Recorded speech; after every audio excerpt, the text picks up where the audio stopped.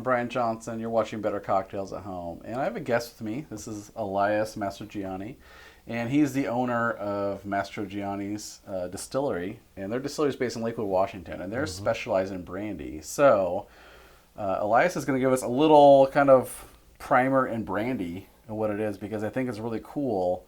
Not a lot of small distilleries do brandy. You got traditional stuff out of France, but in America, it's not a big category, I don't think. So, welcome, Ilias, to the show, and kind of maybe what is brandy and what do you make? Yeah, thank you, Brian, for having me.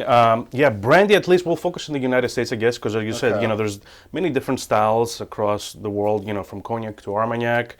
To South American brandy, to South African brandy. Yeah. So different styles, different grapes. So we can probably do a very deep dive on that. But American style brandy by the TTB is categorized as essentially distilled from fruit. So that's kind of the broad category.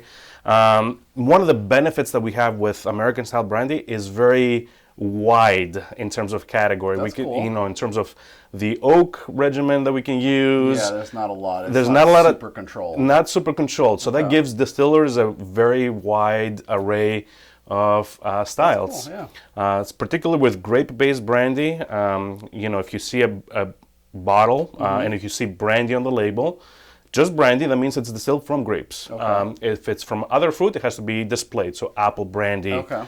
And so forth. So many fruits, but yeah, if you see brandy as the category, that means usually grapes as the like this. So Laird's. exactly Laird's, which is one of the America's first distillery. So it says apple brandy because they're distilled from apples. Absolutely. So the beauty with again the U.S. category being so wide, it allows distillers to be very creative. So in our case, we use a lot of ex-wine barrels, which gives a very particular... for like the finishing component the maturation, the entire maturation. So it's not really a finish. Yeah, it's a full year maturation plus more. Okay. So for this particular, it was barrel aged for about 4 years in ex-wine barrels. Okay.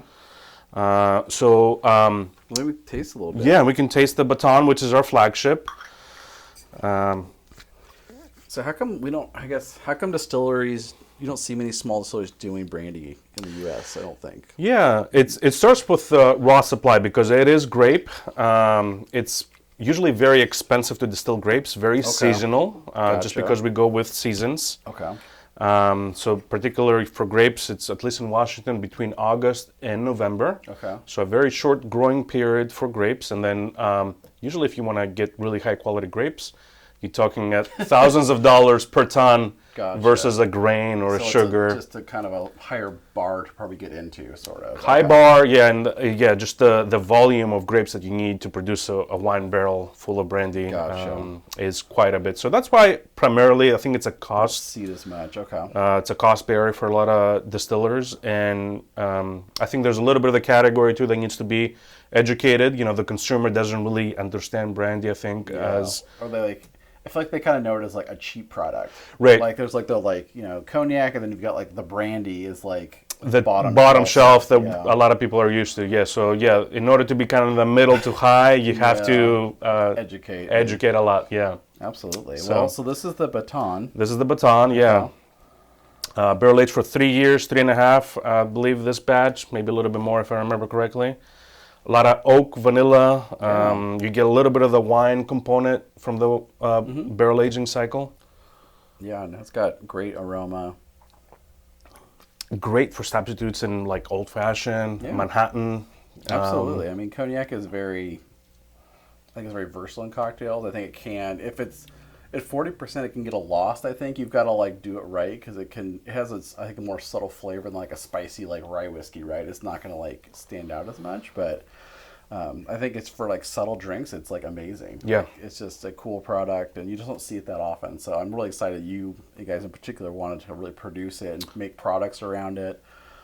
So I think it's really cool that hopefully we can help promote brandy and kind of educate people that there's a lot of different kind of brandy out there. There's really good brandies, and there are totally some cheap bottom shelf stuff, but there's some really good stuff out there Absolutely. It's great for sipping, great for mixing.